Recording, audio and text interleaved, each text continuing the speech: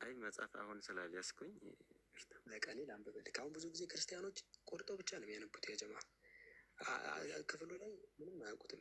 አሁን እሱ ዮሐንስ ወንጌል ምዕራፍ 8 ብሎ ቁጥር 58 ላይ ነው ዘሎ የገባው። ግን ቁጥር 56 ላይ ኢየሱስ ስለምን እያወራ እንደሆነ በደንብ ያብራራል። አውድ ማወቅ አንብብልኝና ከ56 አንስተህ እስከ 58 ማለት ነው አንብብልኝ።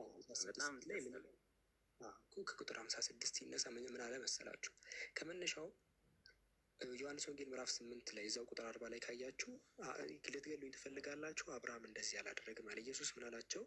እናንተ እኔ ልትገሉኝ ትፈልጋላችሁ፣ አብርሃም ግን እንደዚህ ግን አያደርግም ነበር እያለ ነገራቸው። ከዛ በኋላ አባታችሁ አብርሃም አለ ቁጥር 56 ላይ ቀኔን ያይ ዘንድ ሐሴት አደረገ አለ።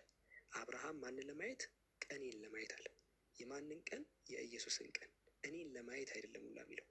እኔን ለማየት ቢል ተያየን ሊል ይችላል። ኢየሱስ እና አብርሃም ጭራሽ አልተያዩም ከናካቴው። አብርሃም ቀኔን ያይ ዘንድ የማንን? የኢየሱስን ቀን ለማየት ሐሴት አደረገ፣ አየም ደስም አለው። አብርሃም ያየው ማንን ነው? ከአብርሃም ግና ኢየሱስ ተገናኙ ይላል? አልተገናኘም። አብርሃም የኢየሱስን ቀን ለምሳሌ አብርሃም የነቢዩ ሰለላሁ ቀን ለማየት ይፈልግ ይችላል ምናምን አምላክ አሳየው። አገንስት ቴክሲስ ላይ የአንተ ቸርች ፋዘሮች እኮ የተረጋጋ ከቤተክርስቲያን ቸርች ፋዘር እንዳትጋጭ የአንተ ቤተክርስቲያን ቸርች ፋዘር ሲነግር ነው። አብርሃም ያየው እንዴት ነው ብሎ ሲናገሩ ለምሳሌ ኢራን የስንት የምታውቀው መጽሐፉን አንብብ። እነሱን ተዋቸው፣ ስለ እነሱ ቤተክርስቲያን ሰው ነው አይደል?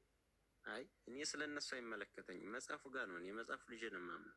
ቤተክርስቲያንም ክዷታል እኮ። አባታቸው አብርሃም ቀኔን ያይ ዘንድ የኢየሱስን ቀን ያየው አየም ደስም አለው አለ። ከዛ እነሱ እንዲህ አብርሃምን ገና 50 ዓመት ያልሞላ አብርሃምን አይተሃል ሲሉት እውነት እውነት እላቸዋለሁ አብርሃም ሳይወለድም አለው። አብርሃም ሳይወለድም ነቢያት ያውቁታል። እያወራ ያለው ኢየሱስ ስለ እሱ ቀን ስላለው እይታ እንጂ እኔ በአካል ነበርኩኝ ስለሚለው ቶታሊ ኢየሱስ እያወራ አይደለም። ቶታሊ ኢየሱስ በአካል ስለመኖር የኢየሱስ ቀን ማንነት? አዎ የኢየሱስ ቀን። አብርሃም ያየው ምንድን ነው? የኢየሱስን ቀን ያየው እንጂ ኢየሱስን ኢየሱስ ምን አይነት ቀንነት? ይህንንም ከመጽሐፍ ቅዱስ አስረዳለሁ። አታስብ፣ ፈታ በል ፈታ በል ነው ምልክ ዘና በል። የኢየሱስ ቀን ኢየሱስ ራሱ ተናግሯል። እችን ቀን ሉቃስ ወንጌል ምዕራፍ 17 ላይ ቁጥር 30 ላይ የሰው ልጅ በሚገለጥበት ቀን እንዲሆናል እያለ በዚያም ቀን እያለ ኢየሱስ የሚመጣበትን ቀን እያወራ ያለው። አንደኛ ቆሮንቶስ ምዕራፍ 1 ላይ ራሱ ጳውሎስም በተመሳሳይ ቁጥር 8 ላይ እርሱም ደግሞ በኢየሱስ ክርስቶስ ቀን ያለ ነቀፋ እንድትሆኑ እስከ ፍጻሜ ድረስ ያነጻችኋል አለ። ስለዚህ ኢየሱስ የሚገለጥበት ቀን ብሎ ይናገራል። ኢየሱስ የሚገለጥበትን ቀን እንጂ ኢየሱስን ራሱን አላየውም ከናካቴው። ስለዚህ ኢየሱስ በአካል ደረጃ ነበርኩኝም እያለ አይደለም። ነቢያት እኔን አይተውኛል ያቁኛል የሚለውን ነው እያስረዳቸው ያለው። ይሄ እንጂ ኢየሱስ አይደለም። ስለዚህ ምንሽ የኢየሱስ የተገለጠበት ቀን የትኛው ቀን ነው? ከተወለደ በኋላ ነው ወይስ ሳይወለድ ነው የተገለጠ? እኮ ገና የኢየሱስን ቀን አብርሃም አየ። በቃ ሌላ አዲስ ነገር እኮ የለውም። ነቢያት የሆነ ነቢይ የቱን ቀን ያየው? አሁን የኢየሱስን ቀን አየ። የሚገለጥበት ተገልጧል ወይ? መቼ ተገለጠ? ወደፊት ይወጣበትን ጊዜ አይቶታል ተብሏል እኮ። አይቶታል ማለት እኮ ያለፈ አላፊና ወደፊት መጪ ያያል ሳይሆን አይቷል ተባለ። ስለዚህ ይሄ አላፊ ነው። ኦኬ በቃ ያልገባህ ነገር አለ ማለት ነው። እዚህ ጋር አስረዳል።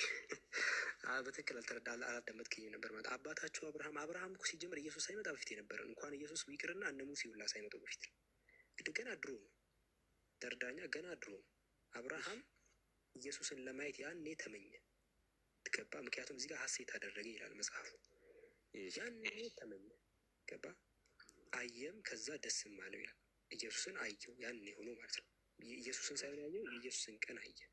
ለዛ ነው እንዳትወዛገብ ነው የቤተክርስቲያን አባቶችን ልጥቀስልህ ወይ ስልህ ለዛ ነው። በዛ ሰዓት የነበሩ እነ ኢራኔስ ለምሳሌ አግኝስት ቴሬሲስ ላይ መጽሐፍ 4 እነሱን ተዋቸው። እነሱ ናቸው ከዚህ መጽሐፍ ያቀብሉ። እነሱ ያቀበሉ ማለትማ እነሱን ተከትለ ሄደ ያቀብሉ አይደለም። አንተም ቤተክርስቲያኒቷ አሁን ዛሬ ያሉት ቤተክርስቲያን ሙሉ ይሄ እንዲህ እነዚህ እኮ ማለት እኮ ያኔ ይሄ ሁለተኛው ክፍለ ዘመን ምናምን የነበሩ ናቸው። አሁን የጠቀስኩልህ እዚህ ሰፈር ላይ ያሉ ቸርች ፋዘሮች እኮ አይደለም የጠቀስኩልህ። ያኔ ድሮ 3ኛው ክፍለ ዘመን ምናምን በጣም የድሮ የጠቀስኩልህ። እነዚህ ማያውቁ ከሆነ መጽሐፍ ቅዱስ ራሱ ምንም ለምን የምንቀበለው ከናካቴ ለምን ትቀበላል? እነዚህ ናቸው ከመጡት በዛ ሰዓት የነበሩትን ጠቀስኩልህ። አሁን ያጀማ እየጠቀስኩለት ያሉት የሆነ ሰሃቦች አካባቢ ዘመን በእነሱ ማለት ነው። በእነሱ የሰሃቦች ዘመን ያለ ሰው ጠቀስኩለት። ምን አገባኝ ያዩ እነሱን ተው ያልኩበትን ልንገርህ። መጀመሪያ የእነሱ ምንጫቸው መጽሐፍ ቅዱስ ነው። ሐዋርያት ናቸው የእነሱ ምንጫቸው። መጽሐፍ ቅዱስን ይዘው ነው በመጽሐፍ ቅዱስ ላይ ሀሳብ የሰጡት እነሱ። ስለዚህ መጽሐፍ ቅዱስ ላይ ነው እኛ ያን መጽሐፉን ቅዱስን ስንጨርስ ነው ወደ እነሱ የምንወርደው በደረጃ እኮ አነበብኩኝ። እኔ ልክ እኔ እንደፈታውልህ ነው እነሱ የሚፈቱት ነው እያልኩ ያሉት። እኔ የተለየ አፈታት አይደለም የፈታውልህ፣ ተመሳሳይ ነው። እኔ ልክ እንደነገርኩ ነው። የእነሱንም አረዳድ ሄደህ ብታነብ ተመሳሳይ ነው ልልህ ነው። ምናልባት እኔ ያታለልኩ እንዳይመስልህ ልልህ ነው እንጂ እነሱ ጋር እኔ አላጠና። እነሱ እኮ በተቃራኒ ቢጽፉ ራሱ እኔ አልቀበልም። ምክንያቱም ጥቅሱ የሚለውን ነው የነገርኩ። ልክ እኔ እንደተረዳሁት ግን ነው እነሱ የተረዱት። ለዛ ተመሳሳይ ነው። እዚያው ሲያስቀምጥ ምን ብሎ ነው የሚናገረው? ሲንስ ዜርፎር አብርሃም ወዘ ፕሮፌት፣ አብርሃም ነብይ ስለሆነ ኤንድ ሰው አለ ተመለከተ፣ ኢን ስፕሪት በመንፈስ ሆነ፣ ዘ ዴይ ኦፍ ዘ ሎርድ ካሚንግ አለ። ስለዚህ ነብይ ስለሆነ ነው ያየው። ስለዚህ በሩቅ ሆነ ኢየሱስን ነው እንጂ ኢየሱስና ኢየሱስ ከአብርሃም በፊት እንዲህ በአካል ደረጃ ነበር አይደለም። ውሸት ነው። በአካል ደረጃ አይደለም የነበረው፣ ግን በትንቢት ደረጃ ያውቁታል። ይሄን ለምን ኢየሱስ ጠቀሰላቸው ካልከኝ አይሁዶች በሱ ዘመን የነበሩት አልቀበልም ስላሉት ነው። አባታቸው አብርሃም እኔን ለማየት ሐሴት ያደርግ ነበረ አላቸው። ሲምፕል አንተ ያጠቅሳል። ኢየሱስ ውሸታም ነው ወይስ እውነተኛ ነው? እንዴት ምን ማለት ነው? በመጽሐፍ ቅዱስ ከሆነ ይዋሻል። በራስ እምነት ኢየሱስ እውነተኛ ነው ውሸተኛ ነው? ኢየሱስ አይዋሽም። በእኛ እምነት፣ በእናንተ እምነት ኢየሱስ አይዋሽም። ስለዚህ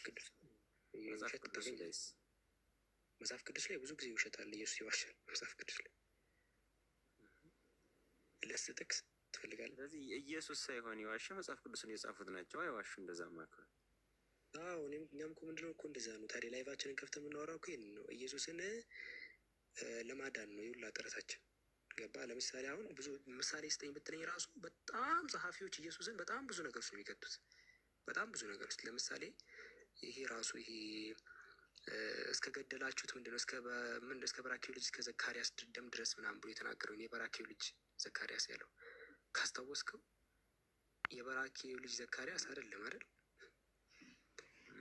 የዮዳሄ ልጅ ዘካርያስ ነው። እሱ ራሱ ተሳስቷል። ኢየሱስ ብዙ ነገር ነው። አሁን ከዛ በጣም ብዙ ነገር ኢየሱስ እንደተናገረ አድርጎ የተጻፉ አሁን የምርሱ ተናግሯቸዋል ካለ በጣም አስቸጋሪ። ለምሳሌ ማቴዎስ ወንጌል ምዕራፍ 23 ቁጥር 35 ላይ ኢየሱስ ነው የሚናገሩ ይልና ከጻድቁ ከአቤል ደም ጀምሮ በቤተ መቅደስና በመሰዊያ መካከል እስከ ገደላችሁት እስከ ባራኪው ልጅ እስከ ዘካርያስ ደም ድረስ ብሎ ተናገረ። አሁን በቤተ መቅደስ ላይ ምናምን እንዲህ በመሰዊያው የገደሉት የባራኪው ልጅ ዘካርያስ ሳይሆን የዮዳሄ ልጅ ዘካርያስ ነው።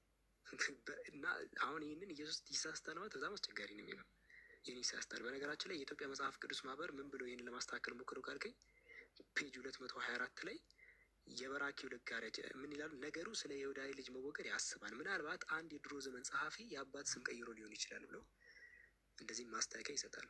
ግን ሰንበዲ እያስዋሽበታል ኢየሱስ። በጣም ብዙ ንግግሮች አሉ ኢየሱስ የተናገራቸው ግን ውሸት ይሆን። በቃ ሲሪየስ አሁን የዮዳሄ ልጅ ዘካርያስ ነው እንጂ የበራኪው ልጅ ዘካርያስ አይደለም። የበራኪው ዘካርያስ ሌላ ዘመን ነበር። ግን ኢየሱስ እሱን የገደላችሁት ብሎ ተናገረ ተብሏል። ፍጹም ስህተት ነው። በጣም ብዙ ሊጨምርልህ ይችላል። አይ በቃ